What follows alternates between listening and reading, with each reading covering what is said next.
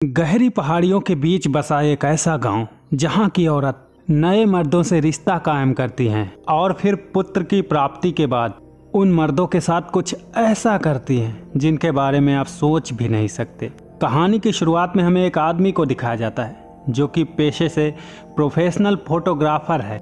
आज सूर्य ग्रहण है और वो ग्रहण की तस्वीरें लेने के लिए एक सुनसान रेगिस्तान में बसी पहाड़ियों पर जाता है और उन पहाड़ियों पर से सूर्य ग्रहण की एक से बढ़कर एक तस्वीरें निकालता है। जब ये आदमी अपना काम खत्म करके वापस जाने लगता है तो उसे एक रोता हुआ बच्चा दिखाई देता है, जिसे देखकर इसे आश्चर्य होता है कि ऐसे सुनसान रेगिस्तान में यह बच्चा यहाँ कैसे आया। जब ये उसके पास जाता है तो बच्चा बताता है मेरे माता पिता खो गए हैं। तब ये उस बच्चे को अपने साथ चलने के लिए कहता है, लेकिन वो बच्चा दूसरी तरफ जाने लगता है।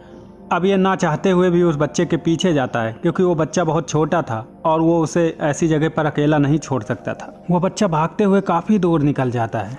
फिर अचानक से बच्चा रुक जाता है। जब ये बच्चे के पास जाता है तो बच्चा इसके पास से भाग जाता है। ये चीज़ें देखकर इसे थोड़ा अजीब लगता है। अब ये वापस अपनी गाड़ी की तरफ जाने लगता है, लेकिन ये काफ़ी दूर निकल आया था, इसीलिए अंधेरा हो जाता है। तभी इसे नीचे घाटियों से किसी औरत के गाने की आवाज़ आती है। अब ये उस आवाज़ की तरफ जाता है तो उन घाटियों में जाने के लिए ऊपर से सीढ़ियां लगी हुई थी। ये सीढ़ियों से उतरकर उस घाटी में पहुंच जाता है। जब ये एक घर के अंदर दरवाज़ा खोलकर देखता है तो वहां पर एक खूबसूरत औरत होती है जो कि खाना बना रही थी। ये उस औरत से यहाँ की घटना के बारे में बताता है। तो ये औरत बताती है वो बच्चा इसी गाँव का है और अब तुम यहाँ आ गए हो तो खाना खा लो और सुबह निकल जाना। लेकिन ये बोलता नहीं, मुझे अभी जाना है। वो औरत इसे आश्वासन देती है। इसके बाद ये रात रुकने के लिए तैयार हो जाता है। रात में जब ये लेटा हुआ होता है तो इसे नींद नहीं आ रही थी।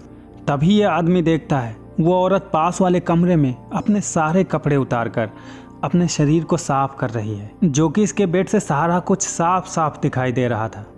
अब ये सोने की कोशिश करने लगता है। अगले दिन जब सुबह होती है तो ये वहाँ से निकलने के लिए उन्हीं सीढ़ियों के पास जाता है तो ये देखता है पहाड़ी से नीचे की सीढ़ियाँ तो गायब हैं। इसके बाद ये उस औरत से पूछता है तो वो औरत बताती है गाँव के लोग कभी कभी जरूरत पड़ने पर इन सीढ़ियों को उठा लेते हैं और फिर 1-2 दिन में वापस कर देते हैं। तुम घबराओ मत, 1-2 दिन में ये सीढ़ियाँ वापस आ जाएंगी। अब ये आदमी सारा दिन उस गांव की तस्वीरें लेता रहता है। अब ये आज रात में फिर कल की तरह उस लड़की को पास वाले कमरे में देखता है। अब अगले दिन फिर जब सुबह होती है तो ये फिर से घर जाने के लिए उस औरत से बोलता है, लेकिन वो औरत कुछ नहीं बोलती। इसके बाद ये उस औरत के घर से एक नुकीली हथौड़ी ले आता है जिसकी मदद से ये पहाड़ पर चढ़ने की कोशिश करता है। लेकिन जब ये आधे पहाड़ पर चढ़ जाता है तो पहाड़ पर कुछ शैतान बच्चे आ जाते हैं जो कि इसके ऊपर किसी जानवर का कटा हुआ सर डाल देते हैं, जिससे ये उस पहाड़ी से गिर जाता है और इसकी टांग में वो नुकीली हथौड़ी घुस जाती है।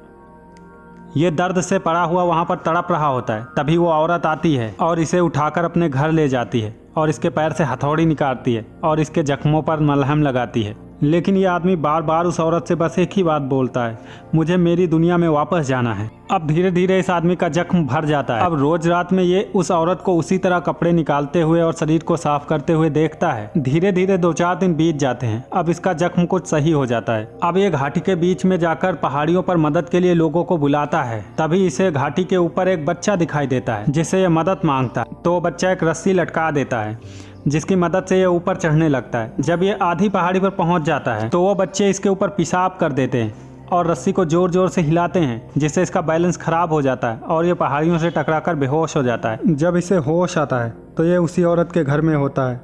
अब धीरे धीरे ये आदमी भी उसी को अपनी किस्मत मानकर उस औरत के साथ घुलने मिलने लगता है। एक दिन ये बहुत सारी शराब पीता है। उसके बाद उस औरत के साथ रिश्ता कायम करता है। अब ये आदमी उस घाटी में खेती करने लगता है। तभी पहाड़ी पर से एक बच्चा इसे देखता है तो बोलता है तुम क्या कर रहे हो? तो वो बताता है मैं खेती कर रहा हूँ। इस बच्चे से बोलता है तुम मुझे ऊपर निकालो तो मैं तुम्हें ये सारी चीजें सिखाऊंगा। वो बच्चा इसके लिए तैयार हो जाता है, लेकिन वो बोलता है मैं रात में तुम्हें यहाँ से निकालूंगा। तभी वहाँ पर दूसरा एक बड़ा सा लड़का आता है और उसे पकड़कर ले जाता है। और जब ये वापस घर आता है तो वो औरत इससे पूछती है वो बच्चा तुमसे क्या कह रहा था?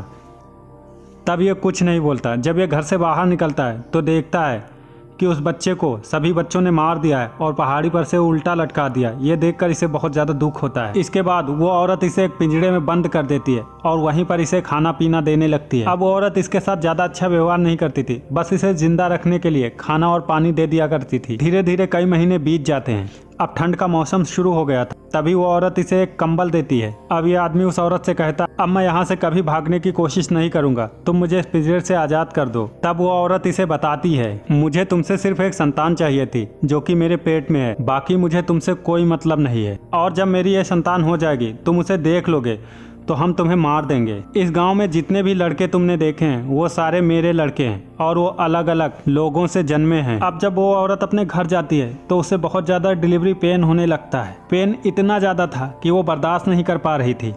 इसीलिए वो औरत किसी तरह उस पिंजरे तक आती है और उसे बोलती है, मैं तुम्हें आज़ाद कर दूंगी, तुम मेरी मदद करो। इसके बाद वो औरत उस आदमी को आज़ाद कर देती है। जब यह औरत इस आदमी को पिंजरे से निकालती है तो इसके पास वहाँ से भागने का सुनहरा मौका था, क्योंकि ये जिन सीढ़ियों से नीचे आया था वो सीढ़ियाँ वापस से लगी हुई, लेकिन दूसरी तरफ इसका बच्चा पैदा होने वाला था। अब यह आदमी दो धारी तलवार के बीच में फंस गया था। एक तरफ इसकी आज़ादी थी, दूसरी तरफ इसका बच्चा था।